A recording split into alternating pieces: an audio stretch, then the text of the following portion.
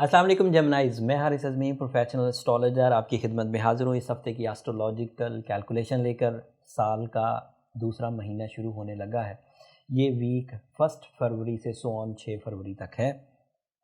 इस वीक एक ही चेंज है, Venus the planet of love and care, the planet of attachments, the planet of relationship, the planet of frankness आपके यहाँ 9th house में inter हो जाएगा। This is new change.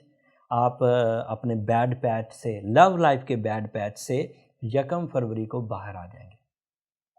आप propose करना, प्रपोजल एक्सेप्ट करना, फ्रैंकनेस जनरेट करना, नाराज़गी दूर करना ईजी हो पाएगा। रिलेशनशिप डिलेज क्लियर होंगे, रिलेशनशिप डेवलपमेंट्स आएंगे, नाराज़गियाँ दूर होंगी, दिलों में से अदावत ख़त्म होगी, आपके खुद के भी बातों में मिठास पैदा होगी, रवैयों में मिठास पैदा होगी, इमोशनल अटैचमेंट्स होंगे, soul exchanges, soul bonding, relationship development, एक से ज़्यादा प्रपोजल्स का आना, पसंद की शादी का कामयाबी की तरफ जाना या डिसीजंस हो जाना, these are all possible. And 9th house में अमूमी तौर पर तेज़ी से एडवांटेजेस मिलते हैं एंड इस दफ़ा एडवांटेजेस का म्यार ज़्यादा बड़ा होगा क्योंकि 9th हाउस में वीनस अकेला नहीं है। 9th हाउस में, आपके 9th हाउस में सन है, सूरज, आपके 9th हाउस में मरकरी है, आपके ही 9th हाउस में सैटर्न है, आप ही के 9th हाउस में जुपिटर है। 5 बड़े प्लैनेट आउट ऑफ 7, 5 बड़े प्लैनेट्स आपके 9th एंगल पर हैं एंड 9th एंगल में कोई भी प्लैनेट हो आपके लिए फ्रेंडली होता है। अगर एक्वेरियस हाउस में वीनस हो तो पसंद की शादी, international marriages, long distance marriages, या फिर अगर शादी हो चुकी है और दूर दूर हैं दोनों पार्टनर्स तो वो इकट्ठे होने के चांस बन जाते हैं। सन अगर 9th हाउस में हो so you feel more bravery. Sun अगर 9th हाउस में हो तो आपकी जो डुअल थिंकिंग नेचर है वो रिपेयर हो जाती। सन अगर 9th हाउस में हो तो आपके अंदर की सेंसिटिविटी डिक्रीज होती है and you become a confident personality. चाहे मेल जेमिनाइज हो, चाहे फीमेल जेमिनाइज हो, चाहे मेच्योर जेमिनाइज हो, चाहे टीनेजर्स हो। अगर जुपिटर 9th हाउस में हो तो हायर एजुकेशनल फैक्टर्स ऑन हो जाते हैं विद हाई रिवॉर्ड्स। अगर आप कंपटीशन में हिस्सा लेंगे तो जीतेंगे, अगर सीखने के अमल में हिस्सा लेंगे तो तेज़ी से सीखेंगे, अगर सिखाएंगे तो लोगों के दिलों पर आपकी बात असर करेगी, अगर पब्लिक एक्टिविटीज़ करेंगे तो बेहतरीन इमेज आपका डेवलप होगा, फेस वैल्यू डेवलप होगी। It is due to Jupiter and sudden gains also. And Saturn अगर 9th हाउस में हो तो वो आपके लिए लिटिगेशन साइड्स को सिक्योर करता है, आपको चीटिंग, आपको डिसिप्लिन की तरफ लेकर जाता है एंड ऑटोमेटिकली आपके अंदर फ्लरिश करने का विद हाई विजन एक जज्बा प्रोड्यूस होता है। And mercury is also in 9th house but retrograde है 30 जनवरी से, लेकिन उसकी रेट्रोग्रेशन आपको तंग नहीं करेगी। क्यों तंग नहीं करेगी? क्योंकि सन उसे कंपनसेट कर रहा है एंड मरकरी उसे कंपनसेट करता है। तो आउट ऑफ 7 प्लैनेट्स एक ही हाउस में 5 प्लैनेट्स हैं, पांचों के पांचों पॉजिटिव एंगल पर हैं, आपके लिए प्रोडक्टिव।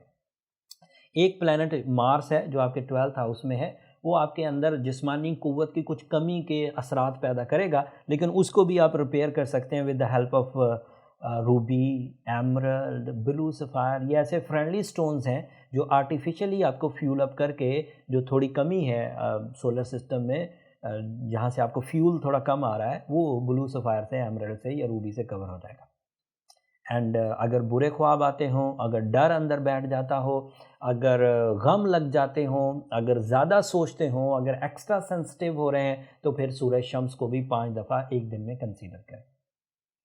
और अगर आपका लेवल पेशेंट लेवल पर चला गया, आप मरीज़ बनते जा रहे हैं सोच सोच के,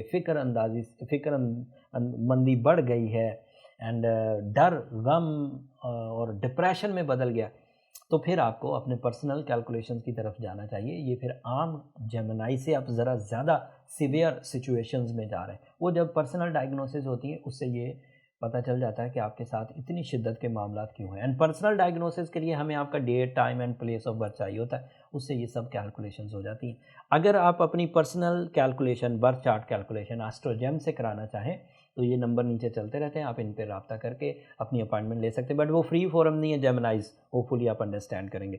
इस वक्त प्लैनेट सेटअप इतना फ्रेंडली, इतना फ्रैंक, इतना प्रोडक्टिव है कि कोई एवरेज जेमिनाई भी अगर अपने आप को हाई लेवल जेमिनाई नेचर में काउंट करना चाहे तो कर सकता है। इन्वेस्ट करना चाहे, इनिशिएटिव्स लेना चाहे, रिस्क टेकिंग करना चाहे, मल्टीटास्किंग करना चाहे, कंपटीशंस में हिस्सा लेना चाहे, इंटरनेशनल एक्सपोजर हासिल करना चाहे, लाइफ पार्टनरशिप डिसीजंस लेना चाहे, लव लाइफ के लिए कुछ इकदाम करना चाहे, नाराज़गियाँ दूर करना चाहे, तो दिस इज़ द टाइम जब फितरत भरपूर अंदाज से आप पर मेहरबान है।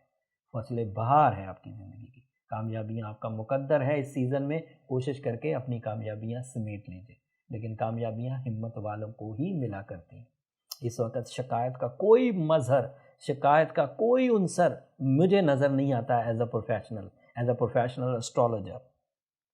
अपनी सेंसिटिविटी को अपने आप से दूर फेंकने के लिए, रिपेल करने के लिए पहले अपनी विल इस्तेमाल करिए। अगर वो ना हो तो सूरह शम्स पढ़िए एंड ब्लू सफ़ायर, रूबी या एमरल्ड पहनिए। होपफुली आप ठीक हो जाएंगे। अगर ना हो सकें तो फिर आपको पर्सनल चार्ट की तरफ जाना चाहिए। That's all जेमिनाइज। ये वीक सिर्फ एक चेंज से था, एक वीनस अगले हाउस में जा रहा था, लेकिन फिर भी मैंने काफ़ी तफसीली वीडियो आपके लिए बना दी।